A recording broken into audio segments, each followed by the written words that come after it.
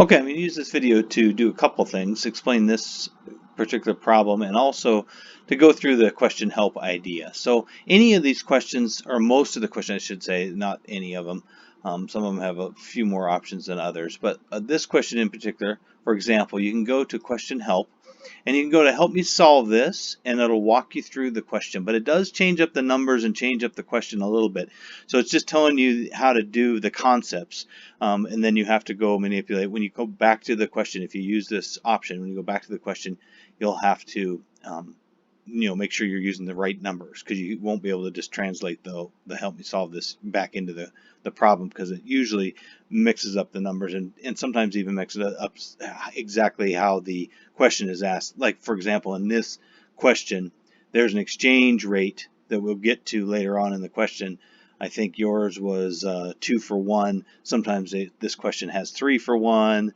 3 coconuts for 1 fish, different things. So you have to pay attention to that when you use to help me solve this, but at least it'll tell you how to do the problem, right?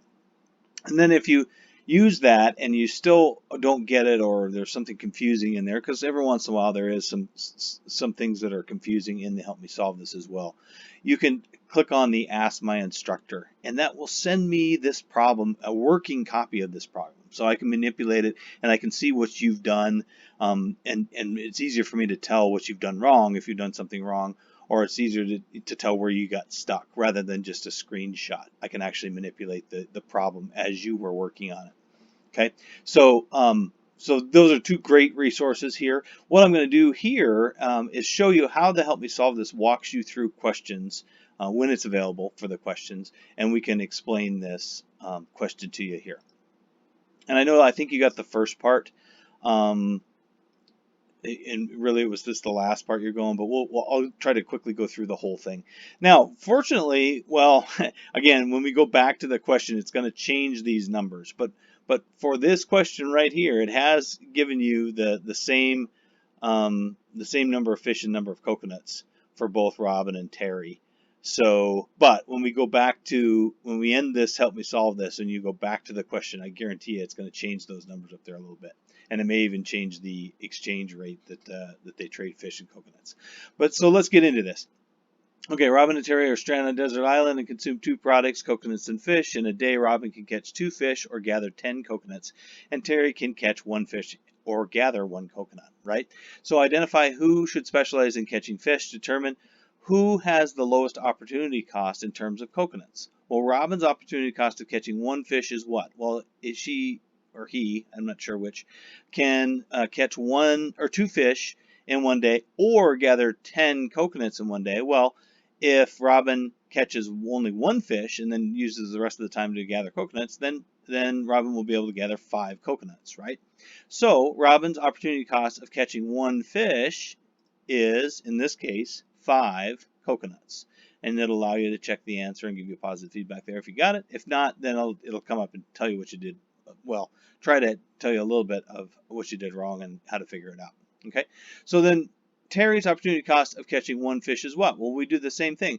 1 fish, Terry can catch 1 fish or gather 1 coconut in a day. So if Terry gathers the fish, then the Terry won't be able to do any coconuts. So, giving up that 1 fish, Terry can gather 1 coconut. So, catching 1 fish is the opportunity cost of gathering 1 coconut, right? Where 1 coconut is the opportunity cost of catching 1 fish. Okay, so there's that. Another positive feedback. Since Terry's opportunity cost of catching fish is lower than Robin's, Terry should specialize in catching fish. Yes, that's correct. Similarly,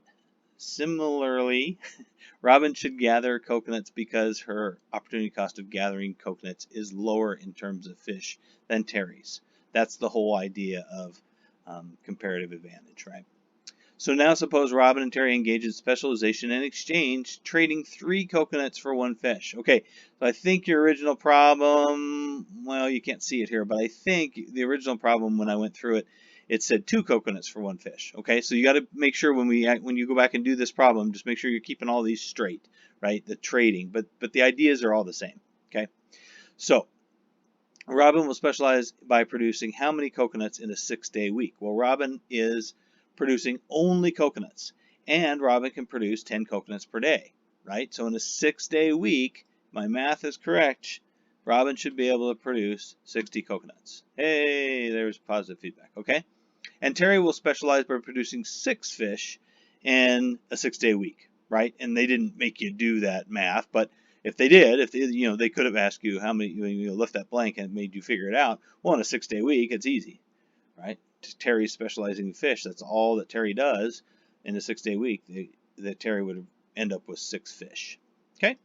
So let's see, suppose that without specialization and exchange, Robin produces and consumes 40 coconuts and 4 fish, and Terry produces and consumes 4 coconuts and 2 fish in a 6-day week. And you can see in a 6-day week they would be able to do that, right?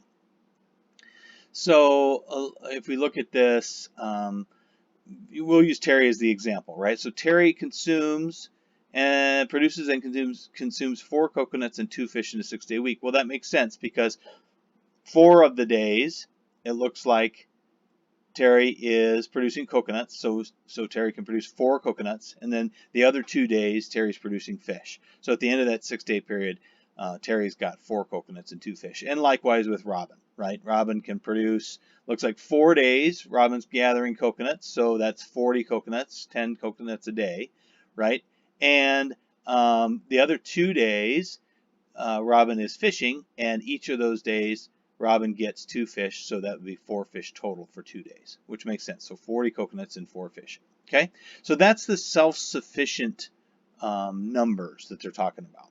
Okay, and then with specialization and exchange, to consume the same number of fish as the self-sufficient outcome, Terry will trade Robin 4 fish for how many coconuts? Well, in this problem, it says 3 coconuts for 1 fish. So if Terry trades Robin 4 fish, that means that 3 coconuts per fish, that means 12 coconuts total, right, for 4 fish. Okay? And then Robin will now consume 4 fish and how many coconuts? Well, Terry traded Robin 4 fish, but Robin had to give up 12 coconuts, right? So when they're specializing, Robin produced 60 coconuts, right? But in order to get those 4 fish back, Robin had to trade Terry 12 coconuts. So 60 minus 12 would be 48 coconuts, right? And same type of math with Terry. So now Terry will now consume 2 fish because Terry traded away 4 of Terry's 6 fish, right? For how many coconuts? Well, the 4 coconuts traded to Robin, right, allowed Terry to get, I'm sorry, did I say 4 coconuts? 4 fish traded to Robin allowed Terry to get 12 coconuts, right? I think that's keeping everything straight. Yep. And this is a convoluted question, so it's easy to get things kind of mixed up. But all right, so specialization exchange will allow Robin to consume 8 additional coconuts and Terry to consume 8 additional coconuts, right? So each one of them, in this case, with these numbers. So how did they get that 8 and 8? Well, Robin, at the end, Robin consumes 4 fish and 48 coconuts, right? But before, when they were doing it all on their own, Robin was producing and consuming 4 fish and 40 coconuts. But now Robin can consume 48 coconuts, same number of fish. They told you to keep the fish the same amount, right? So Robin has 48 coconuts. And before, Robin only had 40 coconuts. So Robin's able to consume 8 more coconuts after this specialization exchange total, right? And Terry, same thing for Terry. Terry now can consume 2 fish and 12 coconuts. Well, before, Terry was producing and consuming 4 coconuts and 2 fish. So the fish are the same, and that's what the problem wants you to keep it at. But now, instead of only 4 coconuts, Terry has 12 coconuts, right? So 8 more for Terry as well. So the whole point of this exercise is to show that specialization and exchange can be good for both parties, right? Before, when they were self-sufficient, they didn't have as much, and they manipulated this question just to show it in coconuts, right?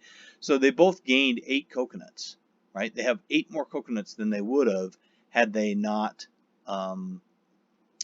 specialized in exchange with each other. So they're basically, what they're saying is that they're producing more by specializing and exchanging. They're able to produce more, and both are better off. That's the idea. So let me know if that doesn't help.